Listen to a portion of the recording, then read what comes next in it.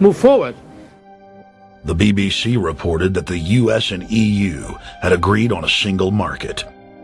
By announcing a new economic community integration, they were simply repeating what had been done in America and the EU on a larger scale.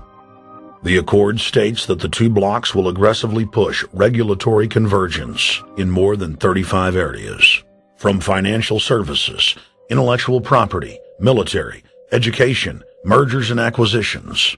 They also agreed to jointly push a global carbon tax. We recognize that we have a problem with greenhouse gases. We agree there is a global threat, it's a serious threat. We agree there is the need to establish a limit to greenhouse gases. We need to discuss the possible pricing of CO2. How can we translate this into a market economic compatible scheme?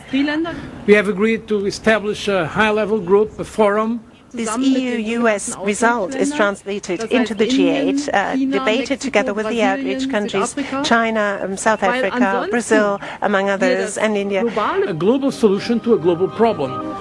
If Bilderberg succeeds, America falls. All the victimized countries lose their sovereignty. Bilderberg is not a person, it's not an idea, it's an ideal, a very powerful group of people working together and for the positions of ultimate and absolute power, destroying every constitution on earth, no matter how powerful the constitution of the nation is. That's what these people do. The African Union arose out of the African Economic Community, set up in the early 1980s. The African Union is financed by a consortium of international bodies, governments, and corporations. The African Union Army serves as an enforcement arm for the New World Order's exploitation of Africa. In Asia, APEC and ASEAN have announced plans to form the Asian Union, consisting of Asian and Pacific nations, having more than 3 billion people within its borders. APEC will become the Asian Pacific Union, and the world is to be divided into 3 great regions for the administrative convenience of the world government in which the UN is to evolve. As the unions form individually, they are simultaneously merged to form the first planetary government. They're trying to destroy every nation on earth which is trying to promote progress, because these people basically they are landowners. They don't need progress because they control the land. If you take the most powerful man in London, the people who belong to the Council and the Committee of 300, who belong to the Bilderbergers, the British royalty, the Guelphs, the black nobility of Venice and Genoa, these people they're landowners. The New World Order is the Old World Order. I mean, it's just the names have changed, the appearances have changed, but the concept hasn't changed. The idea is still to bring the men back, kicking and screaming back to the Middle Ages, post-industrial age world order. One of the things that is very shocking to most Americans is the fact that the United Nations Global Biodiversity Assessment, which came out in 1995, clearly shows that in order to protect planet Earth, we have to go back to a feudal system. They actually said that in the document. To craft a modern feudal society, the globalists are implementing a standardized North American Union ID card to track, trace, and control their serfs as they travel throughout the 3 regions of the NAU. Building on the massive displacement of humanity caused by globalization, the New World Order is rapidly constructing the physical infrastructure of the North American Union, the NAFTA Superhighway Control Grid.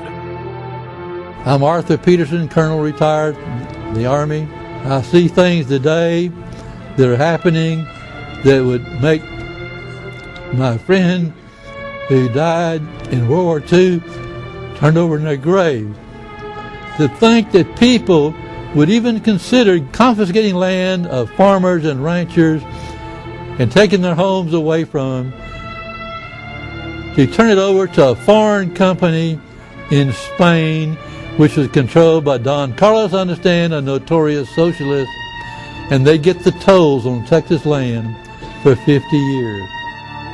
The proposed Trans-Texas corridor would be a patchwork of superhighways and railroads stretching 4,000 miles from the border of Mexico, cutting through Texas to Oklahoma. A lease has been signed that would make Texas Highway 121 a toll road. A private Spanish company won the bid to build and collect the tolls for the next 50 years. These deals with private companies are being negotiated largely in secret, and many state lawmakers are worried taxpayers are being sold down the road. Critics say it's a threat to our national security. It's part of a plan for a North American integration being carried out by government and corporate elites without congressional or voter approval.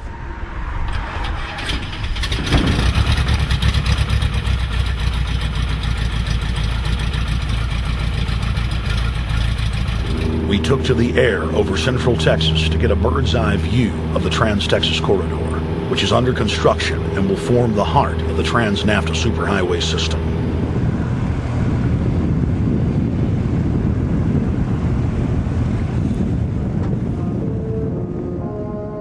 History repeats itself. 2,000 years ago, all roads led to Rome. Rome constructed and maintained more than 10,000 miles of roads throughout its empire. The roads were used to project Roman military power, to control commerce, and to bind the nations and peoples they ruled. Rome also demanded tribute. Roman subjects from Albion to Judea were forced to pay a tax to use the roads. The Romans would then use the tax to dominate their subjects.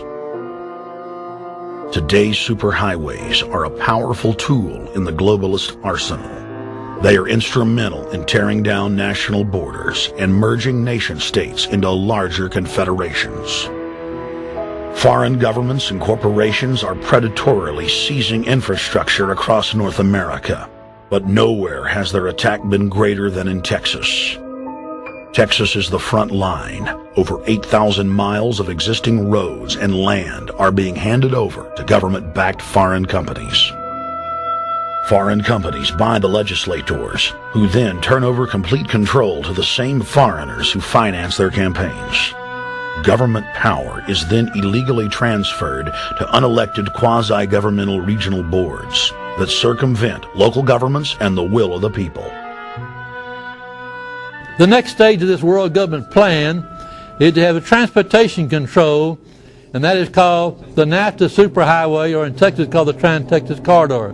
It confiscates 584,000 acres of land to be transferred into control of a Spanish company which will collect tolls in Texas for the next 50 years, and there's no limit in the amount of tolls that can be collected. More than 80 federal and state highways have been designated as international arteries. The I-35 NAFTA corridor starts deep inside Mexico and travels through the middle of the United States and ends in central Canada. Container ships from Asia dump their cargo on the Pacific side of Mexico. It then travels duty-free by rail to the new Kansas City inland port, now considered sovereign soil of Mexico, in the heart of the United States. Under international agreements, predominantly foreign companies are placing tolls on already existing paid-for roads. Federal, state, and corporate documents show that they will then use the revenue raised to build up the transportation infrastructure of Mexico, not the United States or Canada, so foreign-made products can pour in even faster from Mexico. Revenues raised will also be used to fund the fledgling North American Union and its growing bureaucracy. Bottom line, they're using our own money to enslave us. First of all, they're proposing a North American tribunal, which would be similar to what we have in Chapter 11 of the NAFTA agreement, which is trumped by international law. The U.S. Supreme Court and our Constitution could potentially be rendered invalid, and what we would have is new North American business law that would trump what we have here in the United States. What is also interesting to note that the NAFTA headquarters is in Mexico and controls the United States trade and rules against the United States Congress, and no one seems to challenge it. It's very probable and probably inevitable that our right to bear arms would be challenged in a North American court. So this is just an example of what's happening and what's being proposed. We want to keep our trial by jury system. We want to keep our right to keep and bear arms. We want a system where we have a Supreme Court and not have a tribunal that will be